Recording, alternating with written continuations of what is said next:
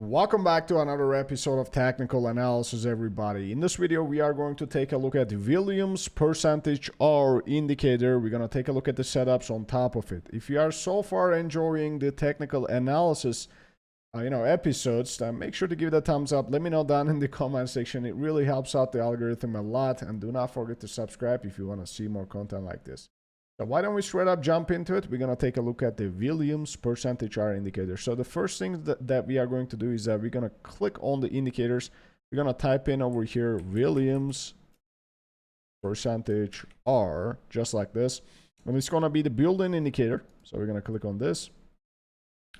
And as well, there is another indicator that I really like to use. So we're going to type in over here Wiliams percentage R again. And then it is going to give us another indicator, which is going to get the 13 EMA of this line over here. So let's take a look.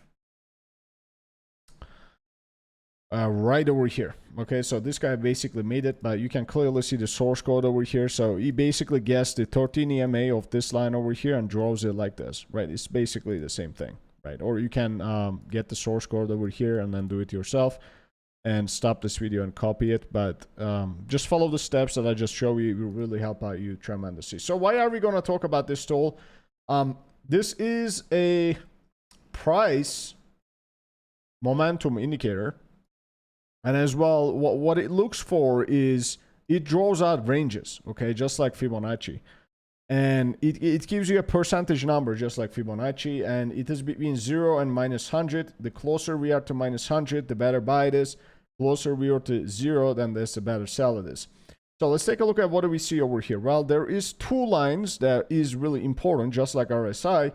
But it is mostly for like determining whether we are in an, we are switching from an uptrend to a downtrend where the Willy is stupid. Okay, that's how you basically call it. So the Willy is stupid at the zones where both of the lines are basically above minus 20, so around these ranges. If both of the lines are above this level, then this is a strong uptrend because the price is making higher highs and higher lows. So usually it just follows you there. It shows us a strong uptrend. And usually if we are at these levels, the institutions are not necessarily chased buying the prices, so we see the formal panic move from the public. And if the prices goes down and stays below this minus 80 level, just like we saw back in over here, then this is your accumulation area. As you can clearly see, this is where they start accumulating, right? And it's really simple if you take a look. I mean, this was another area. This is another area. And it's just a zone that gives you an idea about like where we can be sitting at potentially. And usually in the bull markets again, we bounced off from the minus 50. But the way that I use this indicator is most likely like this. As you can see, both of the lines are around these levels and they're crossing together right at that price level right there. And then if the Willy is going above like minus 50, then it just tells you that there is a momentum shift. Okay, and there was a momentum shift. We did the same thing again, right? We bottomed around these areas, put in another W. We did the same thing. We went above, but this line wasn't above now, right? And usually, if you take a look at this, it kind of gives you a divergence on this 13 EMA as well, right? Around these prices. And you may want to call this was a divergence. But usually, that's not the way that I use it. The way that I use it is that if the both of the lines are above this like minus 20, and if this line is going below like minus 50, then it is a sell trigger. And conversely, if you take a look at it like on the other way around, just like this, like both of the lines were below like minus 80, and then one of them went above minus 50. When did that happen? Right around these areas, right? And this is more volatile in the shorter time frames, so I kind of like to use it in the shorter time frames more. But that's just a setup that you can follow. So the first time that we did it was around these prices. So this was your buying point over here to see that momentum shift. And you would like to use this indicator, not most. I don't use it on the higher time scales mostly, but you can use it in the higher time scales as well. But if you take a look at the 4-hour time frame, it's a lot more volatile, right? It goes up and down. If you take a look at the 60 minutes, it's a lot more volatile than that. And what you see over here is we went below like minus 50 over there, like right over here. So this was kind of your selling opportunity. But you got to be following the trend with this indicator, right? And if you take a look at this, this was like clearly below like minus 80. And then we are moving up. We are putting in the W's. Then that's a good signal. That's the way to use it. Or we are putting in M's over here. Like this was a big M right there.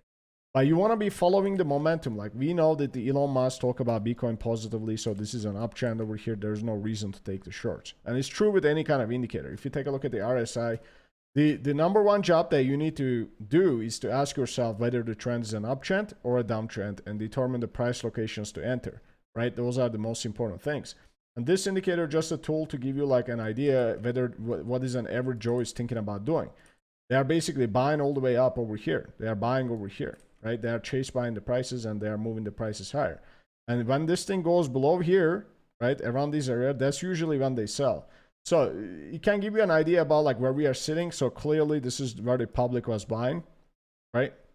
And this is where the smart players bought in because this was like really close to like minus 80. And then this is where the public bought in again.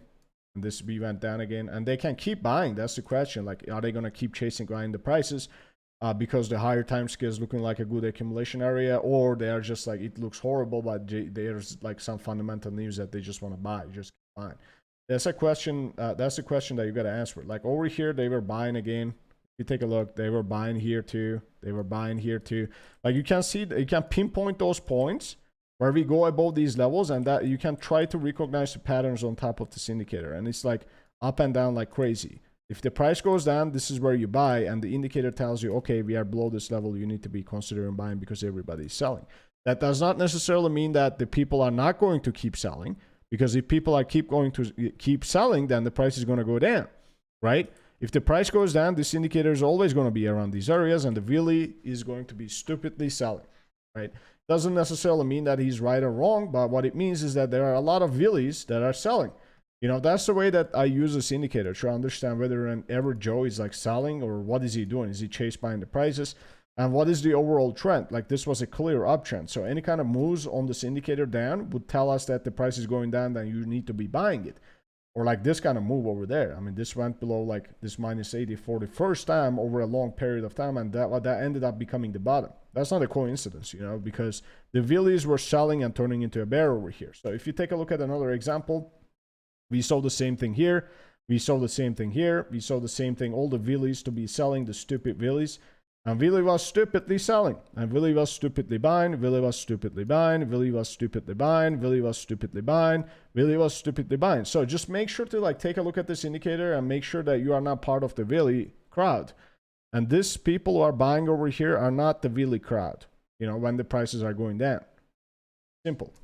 So that's the way that I use this indicator. It's really simple. It's a price indicator that looks back a certain day. Like let's take a look, like 21 days. And you can increase that length if you wanted to. I mean, you can put it at like 365 if you. It will be a lot smoother, as you can see, right? Like this indicator now, this was a 365 days like bottom right there, right? And then this was the top. So where are we sitting at like minus 60? All the Willys, the stupid Willys were chased buying the prices over here. So if you are buying over here, are you that Willy person? Probably not. Preferably, like let's take a look at the Bitstamp. Like this was the bottom. Like all the Willys started selling over here. That's stupid Willys. And the stupid Willys are selling into the smart Willys who doesn't really buy that often. And they don't chase by the prices. This is the way to use this indicator. Really simple. Just play around with it. And it will give you a good idea about like where we are sitting at. And whether the Willy, who is usually wrong 90% of the time and gets liquidated. And what he is doing. And try to basically not become that Willy. But become that like 1%, 2%.